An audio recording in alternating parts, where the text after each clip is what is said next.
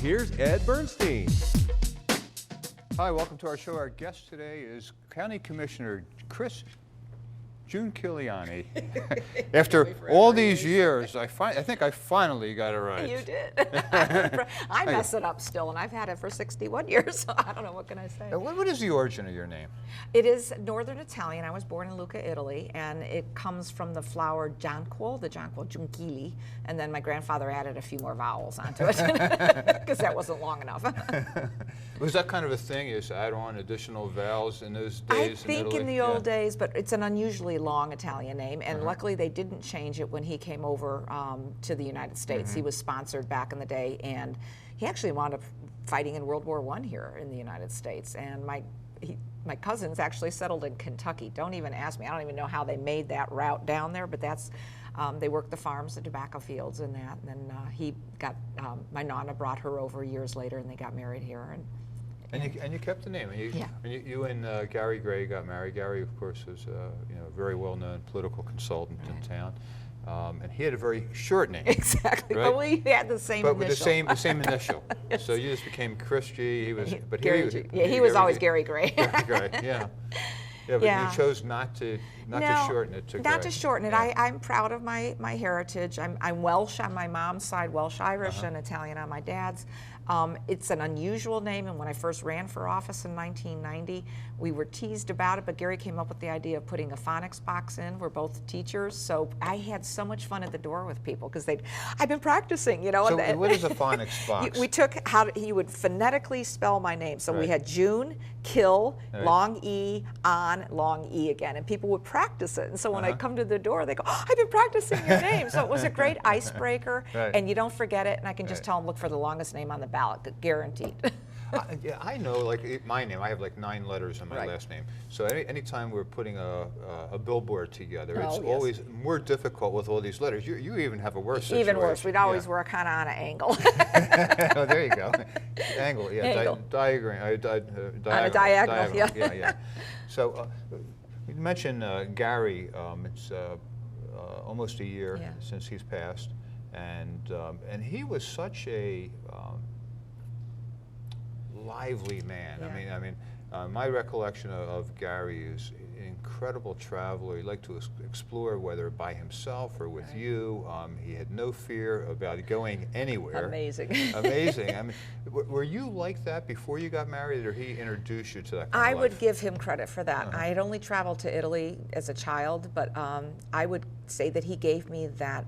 I would always liked or wanted to, but he instilled that in me, and I think it's part of what made us such soulmates to some extent. We liked the differentness and the respect for different cultures, and trying to find things out and taking the road less traveled. And I'm blessed for all those memories. It makes a difference for me. I mean, he was on his 135th country when he passed on, and I'm only on my 85th, so I have a few to catch up on. Okay. And he did count every one, huh? Yes, he did. Yeah. He was very meticulous in that way. My husband had, and he's listed, I found the file where he listed every country I've been to, because he didn't always count on me to remember those types of things. So I appreciate those memories, but I miss them terribly. I mean, you're right. It'll be a month from today, and so it's kind of how do you? I will grieve for the rest of my life, but I have to try to focus myself to make sure that I'm still doing the good works that we wanted to do, building community. I've put up little free libraries around the community that he wanted to do. It's been incredibly well received, and so those are the small things, but they make a difference. Yeah, when he passed, it was rather suddenly, unexpected. So, I mean, when you have an event like that changes your life so drastically, so quickly, where you don't have to prepare for it. You mentioned the word grieve. I mean, was that a new experience for you? I mean, your parents? My mom's alive. My dad died 12 years ago, but we got to be with my dad at home in hospice, and it was wonderful. If you're going to die, it was a good way to do it, I think. So I've not really had that many losses close to me, so it's been difficult, but he always used to tell me, "You're tough, Giunchigliani," so I know he wouldn't want me to just, I mean, I cry every morning. That's okay. I do my morning walk, and then I get that out, and I'm cathartic, but I get up, and every day I have work to do, and I love my constituents. They've been so, I mean, just caring, and and understanding and respectful, but also not fading away. That's kind of the one thing you worry about. My friends have been phenomenal. My family, my little sisters and I are all going to Chicago to see cousins in March, just trying to do things together. And luckily I was blessed with that. Gary wasn't only, I'm the oldest of 6, but he was very close, and my family loved him to death because he was a hoot. I mean, he'd get that twinkle in his little eye, and you just knew something was up. And we have showing some of the photographs of the two of you traveling. Oh, Yeah. Yeah, he was quite an adventurer. Oh my heavens! How many men do you wake up at the holiday in 2014 and he says, "What do you want to do for Christmas?" I said, "Let's go to Mongolia." And he says, "Okay, let's put it together." And we went to Mongolia and Siberia at Christmas. I mean, but bless him for that. And was it difficult getting around for him to get around these countries without the language barrier? No. Yeah, I'm a great mimer, so he, I can do that for sure. But he learned from me, I think, on that part of it, how to be a better talker with his hands and point to things. But no, he spoke French when he was in high school, so he had that. Mexico, he traveled probably 55 times to Mexico. Right. Just knew too many nouns and not enough verbs. But I have that same suffering. But no, I think it's with what we found through travel. We're not tourists; we're travelers. That if you respect the culture, you do a little bit of homework, you know how you should dress properly. But we never really made plans. We did what we called ticket in, ticket out. We landed in a country, figured out how to get around, where we were going to stay, usually didn't even have reservations that night, and worked our way around. And it makes people, I've stayed in people's homes. I've, in Germany, I still remember on New Year's Eve knocking on a window in a farm, going, there's a blizzard, and we saw a sign that said Zimmerfrei, and I knocked, I went for 2, and they went, yeah. So they took us in. The world is wonderful. Most people are pretty decent. Right, so camping out was never a problem. No. Well, it's as you said, it creates a lot of change, and you're staying busy doing a lot of new things, and you're still a county commissioner, and that in and of itself, although technically not a full-time job, is really a full-time job. Absolutely, right? Yeah. Especially with the issues that face our county, with all the well, let's talk about some of them. Okay, MGM. Is the arena, the new arena there is, everybody's hoping, by the way, for a hockey team. You have an inside scoop on what's going on with that? No, but I know they're still talking, and I'm from Chicago, so bring the Blackhawks. I'm still waiting for the Cubs to win, so that's how I am. Well, Chicago's been there. They've a good hockey team, right? But I think that stadium on the south end was the right place to put one, versus the debate downtown or someplace else. So, and it should be privately paid for. I never supported public financing for those types of things. So I think the T-Mobile Center will really regenerate that and then help all the strip properties down the road. I think that's part of what we have to remember is, even though it's on MGM's property, you're going to be benefiting people. They'll be staying all over the community, and that helps with us. Yeah, there are some photographs in this morning's paper of the arena. Right. And it looks spectacular. Have you been inside? Not yet, but they've offered us a tour, so I will take advantage of that. But it looks spectacular from the outside. I think the design is excellent. So. And they're starting with the Killers going to open up. Local Las Vegas. Yeah. I bless the Killers. They were involved actually with the county commission when the whole Red Rock battle was going on with Mr. Rhodes. So to the Killers, thank you very much for caring environmentally. And if it comes back, I need to call on you again. So, but there's also a lot of other action on the Strip, particularly in your district, which is kind of the north end of the Strip, right? We have properties that have been planned, that are maybe going up, that are not going up. What's the status with Alon, for instance, which is the old Stardust is the old property? Stardust, and the plans are phenomenal. I think the young men that are designing it and putting it together, you have the financing issue, and it's that last thread of financing. But I think they'll be there. I just think they have to. I think anybody on the north end of the Strip has to get their financing in place and don't bet on the come, because it's too volatile still market-wise. If you even look at property taxes across the valley, all local governments are going to be struggling. It's not a 3% increase, and because of our legislation that we passed years ago on property tax abatement, we're actually having a decline despite the uptick. So we're going to have some problems just with capital dollars and that. So that's government itself. So as a business person, you're going to be very sensitive to that part of it. But Resorts World is going underground. They're doing their utilities now, so they're moving along. Elan will be on hold, but I think they'll come back. It's a beautiful design property. It's more boutique. It's really, it'll complement that end of the Strip. The MGM, what we call the Rock and Rio site, they just scored the Country Music Awards. They're going to be there this in April. So that's good. So that festival component is helping out to generate. It helps SLS. They're phenomenal. I was there for Dash and Dine. Oh my gosh, Cleo's is phenomenal. I'd never eaten their Mediterranean food. It was fantastic. And of course, Jose Andres Bizarre Meats. So it's really an eclectic mix. Next door is the old Wet and Wild site. And Jackie Robinson, I pray that he will secure the rest of his financing, because he's a wonderful community partner. This would be the first minority-owned boutique non-gaming hotel on the Strip with a component of a stadium, but not to the extreme that everybody else is looking at. Fontainebleau is up for sale finally, so at least that gets some people in, and there's some folks looking at it to do their due diligence, and hopefully they'll lower it so it's not so impactful on my Turnberry folks, but you know, we'll deal with that. And then you go down further into downtown, so you've got the downtown growth. But whatever happens on North End, it helps Stratosphere. It helps Westgate, which is in my district too. And they're if you've not been inside since they've remodeled, they've done a phenomenal job. And they hired a local gal that actually lives in Turnberry that you might know, and that's Jody Godham, is doing part-time work over there. And she just loves the bosses, and they're great people, Mr. Siegel and his son-in-law Mark. And they're more localized. So they understood that they don't, I think it's Paragon that's come in to actually run the gaming part of it. So they understand that their business model was a little bit different. So I have hope, but I don't want it done just because they think they're going to get close to the money. I'd rather they be financed correctly and then be able to do the construction. Do you think we have enough business to absorb all these new hotels and new rooms? Not right this moment, no. And that's what any of them, that's why Resorts World is a phased-in approach. Elan was a phased-in approach, all of them. That's why MGM's not putting any rooms on there. They're really looking at more of the festival component, because you don't want to flood that area and then drive the room costs down, because that doesn't benefit anybody in the long run either. Right. And of course, as part of that plan, we've talked for a long time about getting some sort of light rail system in place. You know, people wondered why the monorail wasn't brought to the airport. People are all the way downtown. Now we're talking about getting something down the Strip? Well, that's part of what's in the plan, but that was the longer term approach. And I mentioned at our commission meeting for discussion purposes, I've always felt the Strip should be turned into light rail, pedestrian, and then still allow your buses, taxis, and TNCs to be able to do that. Do you see that one day happening on the Strip? They all kiboshed it. So for right now, for now, but eventually, absolutely. I mean, the traffic you is, have you to can't move it. And you have to look at how your European and your Asian travels are used to. How do they travel at home?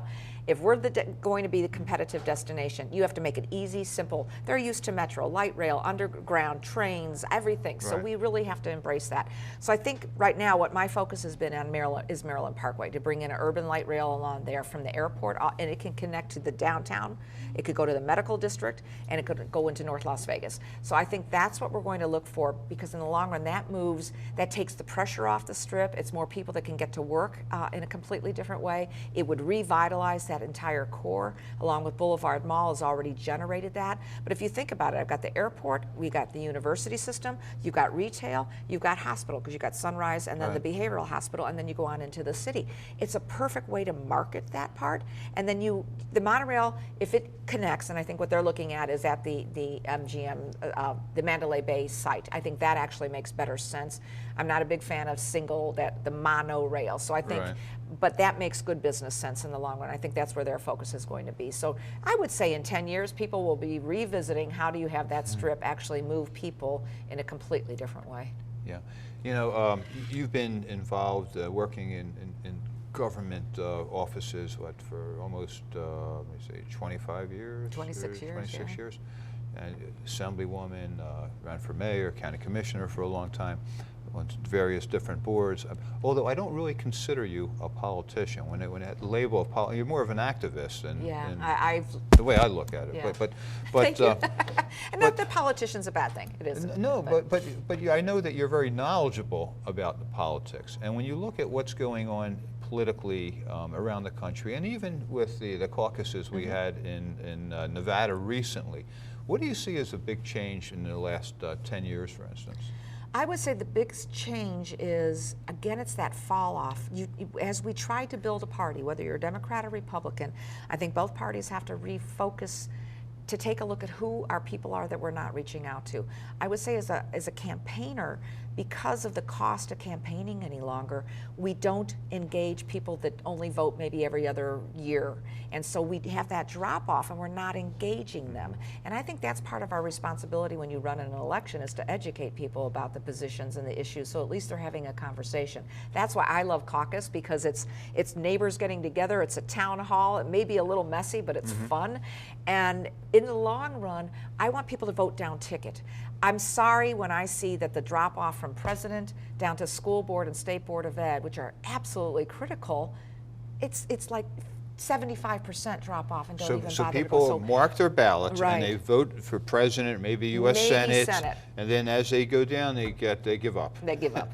And that's what I Because think they don't is- know the candidates. They don't know the candidates, they don't know the issues, and Yeah. they haven't been engaged because we haven't been talking to them. And so that's my biggest concern, whether it's Trump, Hillary, Sanders, whatever comes out. Hopefully Hillary, that's my personal bias, but be that as it may, is I want people to learn to vote down ticket, because that's a part of a civic responsibility that comes into play. So that's what I would see that both parties, and we've also, the marginalization of conservative, Democrat, conservative, Republican is very sad, because when I worked in the legislature, as you well know, we had Senator Raggio that controlled the Senate. I served mostly, other than Bob Miller, under a Republican governor. And as a fairly liberal individual, I was able to pass more legislation because we had moderates and people that were willing to have discourse, true debates, and differences of opinion, but it was policy related.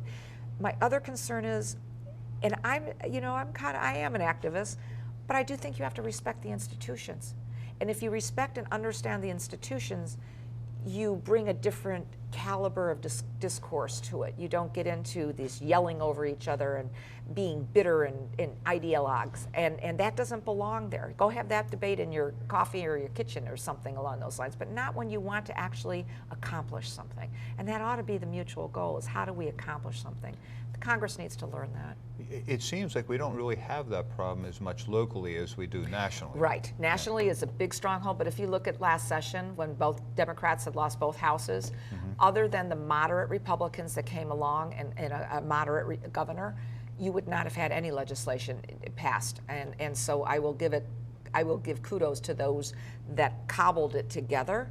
But it was one of the more strident ones I'd seen in a long time, since we probably had the Mean 13 back when I was in session in 2003, 2005, where they didn't want any taxes that wanted to be passed.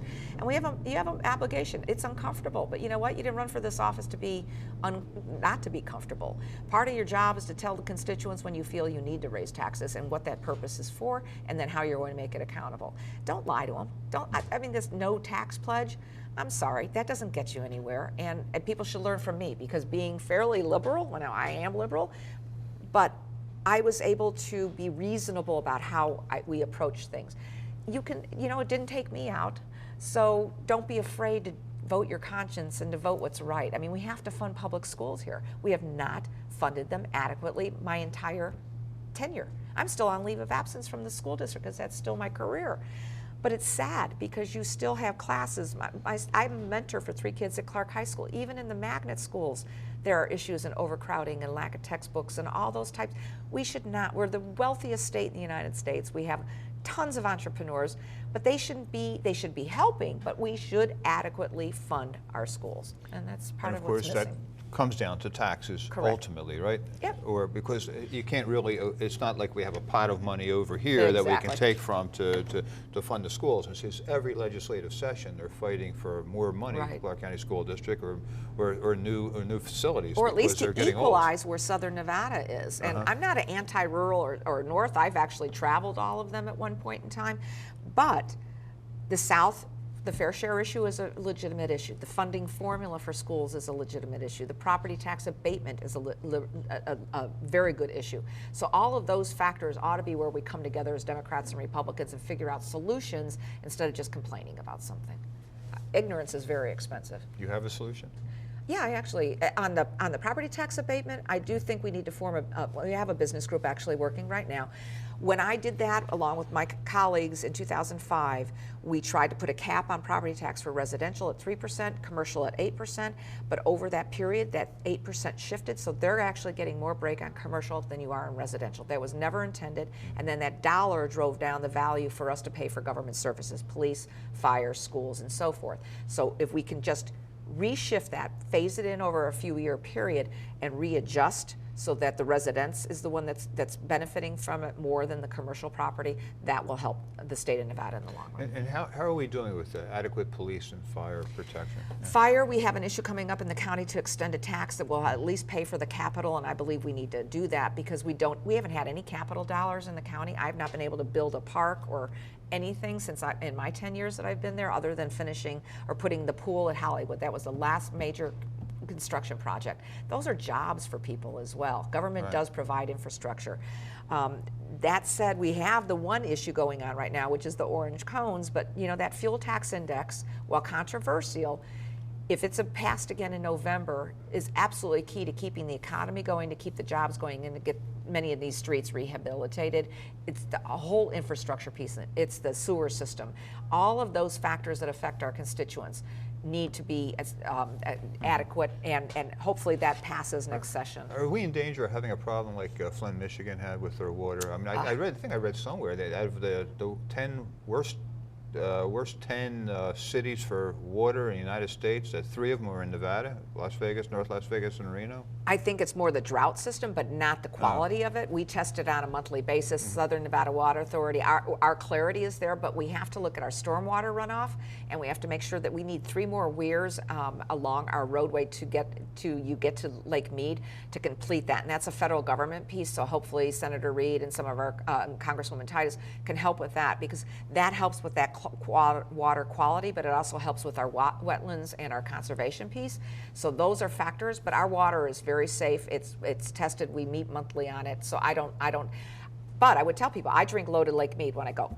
This is the first bottled water. I don't do bottled water. It's more expensive than a tank of gas. 2 tanks of gas actually now with the prices that come into play. It's more expensive than soda. And it's not as clean as what we clean ours with, believe it or not. Yeah, not to mention the recycling. The recycling component of this. Exactly. One thing that we haven't talked about is the Las Vegas Convention Center, that's in your district as well, correct. right? In the north end of the Strip, the old Riviera property, or move that up to the Strip. I mean, that's going to be incredible as far as attracting additional conventions, more business. Right, and at more the same business time and more jobs. Taking a property that was, sitting there old and kind of fading away and renewing it. Absolutely. I just approved the plans for the demolition. It has to come through the commission. They have to apply, and the landscaping plan, because I want it screened. Because what they're going to do, the gold lot that's used for the concrete, that big trucks and all that that come into play. So they'll be located there. They need that kind of space. I think the interim committee that's studying along with the governor put together, that's looking at the whole tourism corridor and that, and including the convention center expansion, hopefully we'll be making recommendations at the end of this month. They're supposed to meet again on the 24th. Once that comes about, then we'll know. But I think Rossi and the group need to look at how you move people down Paradise. A people mover makes good sense. There's different things that we can, again, looking at how we move people differently so you don't have the clogging of the cars that comes into there. And that's a long distance. They walked it to Rock and Rio from the gold lot, but if you can make it easier, especially when our heat is there, we have to look at that part of it. But there's a fight going on, because some of the at least one private sector conventioneer believes that this is competing with them with government dollars, and I don't see it that way. I don't believe the committee will wind up seeing it that way. Who we get for our shows are not taking away from MGM, from Sands, from Mandalay, all the other places that have it. So there's enough to go around. Yeah, it seems to me like we're really competing with Chicago and New York and Miami, right? I mean, Los Angeles. I mean, we have the rooms. We need the actual convention space. With the roads the way they are now, is there a capacity of tourists that have a ceiling with? And we have 43 million or so tourists each year. I mean, that number hits 50 million. Is that just clog the streets? It would have been if we hadn't added the Terminal 3. That allowed us for more direct flights. I know that they're out recruiting flights from Africa, Europe, Indonesia, Asia, to do more directs here. And we can have that capacity now. If we hadn't done that, then we would have had problems because the roadways and the runways could not handle, let alone the facility, the offloading of those larger jets that are there. We can accommodate the new larger jets that are on the market. So when they designed it, they at least designed it for anticipating what the new wave of aircraft carrier was going to be. But there's still a traffic jam, be it whether you're traveling by bus, taxi, TNCs. We have to look at how our roadways. Flamingo is at capacity, Maryland Parkway is at capacity, Eastern's at capacity. All of those are, and because they're still saying 30 to 40% of the people actually on those roadways are staff going to back of the house to go to work. So we have to find a better way to get people to work that helps our environment, it helps them with their time. So we have to have those kind of conversations, and hopefully that will come about. Of course, in getting people back and forth to Southern California is the I wish big we problem, did but the it's kind of train. outside our control, right? Well, Gary and I rode the Amtrak when they were testing it, 10, 12 years ago, and I love trains anyway, but it was fine, but you have to travel on the same old road bed. So what has to be constructed is a different road bed, and we need steel wheel. Maglev is nice, but it doesn't interconnect to anything on the West Coast, so it'd be ridiculous for us to do that. So the steel wheel component really should still be looked at. It's not only a infrastructure job generator, it lets us move people and goods in a much more environmentally correct way. It helps the trucks don't go out of business, but they can offload into logistics ports. So we should become the East Coast of the West Coast, and we can do that if we do the I-11, we do a train to California. But we've been studying that for my 30 years. I remember when Nick Horn was on the study committee, and then Dina Titus was on the study committee. That was 25, 30 years ago. Right. And so we were close with that private company that was looking at it. The problem was, and maybe not a problem, but it became one, is the Made in America component stopped them from being able to access the cars and such. And my understanding is no one is manufacturing that here in the United States. So you had to go to Bombardier or somebody else that's in that kind of a business. It's complicated. Totally. That I can say. We're not going to solve that in today's program, especially since we're out of time. Right. So Commissioner Giunchigliani, thank you very much for spending some time, and hey, hope next year is better than the last year. I do too. Yeah. Thank you so much.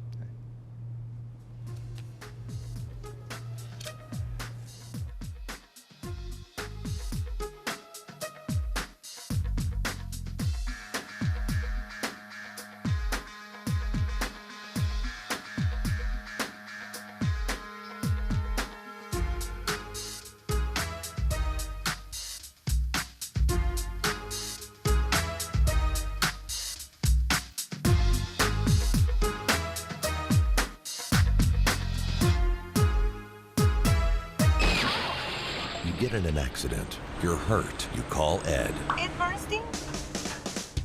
You can handle it yourself, or you can call Ed Bernstein. Don't try to do it on your own. Enough said. Call Ed.